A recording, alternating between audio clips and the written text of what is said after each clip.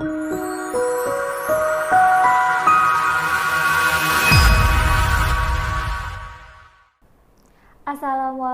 warahmatullahi wabarakatuh. Halo teman-teman kelas 2 Cordoba dan 2 Sevilla. Berjumpa kembali ya bersama Miss Uni. Miss Uni di kelas 2 ini akan mengajarkan kalian tentang pelajaran apa ya? Ada yang tahu tidak? Pelajaran Teknologi Informasi dan Komunikasi atau disingkat dengan TIK. Nah, sebelum kita memulai pembelajaran, biasakan kita membaca apa ya? Membaca basmalah. Ya, angkat ya teman-teman tangannya. Yuk, kita membaca basmalah. Bismillahirrahmanirrahim. Oke teman-teman, siap ya? Simak pembelajaran dari Miss Uni. Teman-teman kelas 2 Cordoba dan 2 Sevilla, untuk pertemuan pertama kita dalam pelajaran TIK, kita akan belajar mengenal lingkungan belajar yang sehat. Seperti apa Miss Uni lingkungan belajar yang sehat? Nanti Miss Uni akan jelaskan contoh-contoh dari lingkungan belajar yang sehat. Nah, sebelumnya Miss Uni mau tanya dulu nih. Di rumah kalian belajar dalam ruang belajar seperti apa? Apakah sudah termasuk lingkungan belajar yang sehat? Sudah belum? Oke, Buni akan berikan contoh-contoh lingkungan belajar yang sehat. Lingkungan belajar atau ruang belajar yang sehat. Contohnya yang pertama yaitu ruang belajar memiliki cahaya yang cukup. Cahayanya dari mana?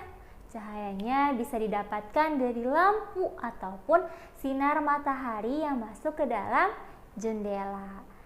Dengan pencahayaan yang cukup, maka mata kita akan fokus ke monitor, laptop, ataupun HP.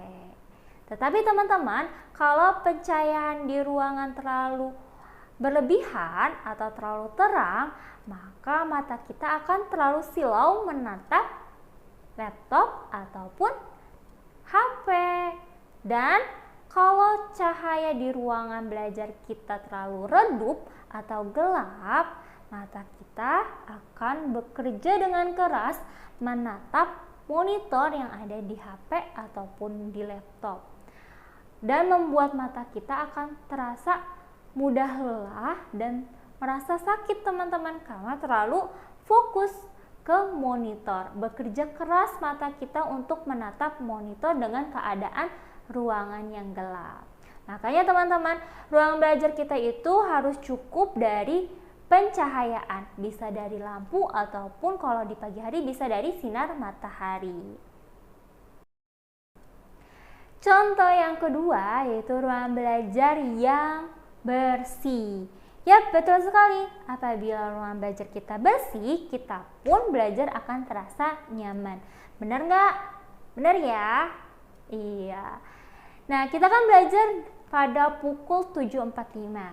Nah, teman-teman, sebelum pukul 7.45, silakan teman-teman mempersiapkan diri seperti mandi, sarapan, sholat duha, memakai seragam.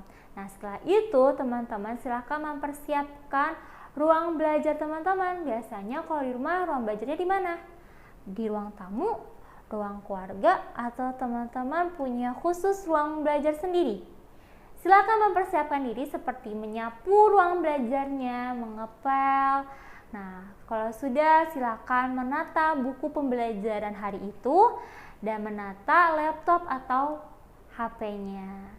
Kalau ruang belajar kita rapi, bersih, maka kita pun yang belajar akan terasa nyaman. Beda halnya ya teman-teman, kalau kita belajar di ruang yang kotor, yang berserakan sampah-sampah, maka binatang pun senang sekali di ruangan itu. Kalau ruangan kita kotor, kita pun tidak terasa nyaman, risih. Gak enak kan belajar di ruang kotor? Benar nggak? Contoh yang ketiga atau yang terakhir yaitu ruang belajarnya memiliki udara yang segar. Maksudnya Buni, udara yang segar. Kita belajar dari luar gitu? Oh, tentu tidak teman-teman. Maksud dari ruang belajar yang memiliki udara yang segar yaitu ruang belajarnya memiliki ventilasi udara atau saluran udara. Kalau di rumah atau ruang belajar teman-teman tidak memiliki ventilasi udara, maka ruang belajar kita akan terasa panas dan akan mengurangi kualitas belajar kita. Kita akan tidak terasa nyaman, kegerahan, gak enak ya. Nah, tetapi beda halnya kalau teman-teman di rumah menggunakan AC. Ada yang menggunakan AC di rumahnya. Nah, kalau menggunakan AC, maka ventilasi udaranya itu harus ditutup. Kenapa? Karena agar AC-nya itu dapat bekerja dengan baik di dalam ruangan. Sudah selesai ya pembahasan tentang mengenal lingkungan belajar yang sehat atau ruang belajar yang sehat. Ada 3 contoh yang tadi Buni sudah jelaskan. 3 contoh ruang belajar yang sehat. Seperti apa? Teman-teman masih ingat? Bisa menyebutkannya?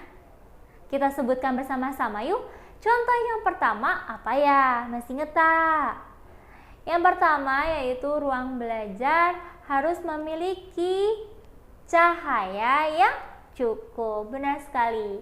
Yang kedua yaitu ruang belajar harus bersih. Dan yang ketiga, ruang belajar harus memiliki udara yang segar. Ketiga itu. Nah, di rumah teman-teman sudah menerapkannya belum?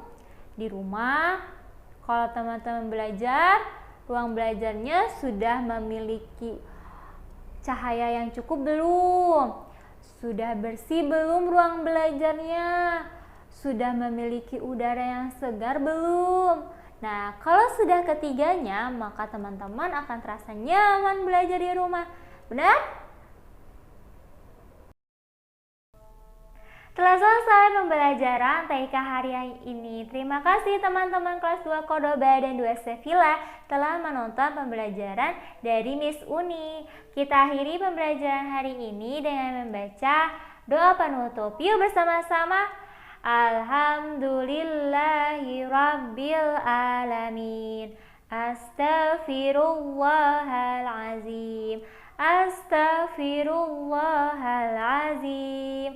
Astaghfirullahalazim. Subhanakallahumma wa bihamdika asyhadu an la ilaha illa anta astaghfiruka wa atubu ilaik. Wassalamualaikum warahmatullahi wabarakatuh. Dan teman-teman, sampai jumpa kembali.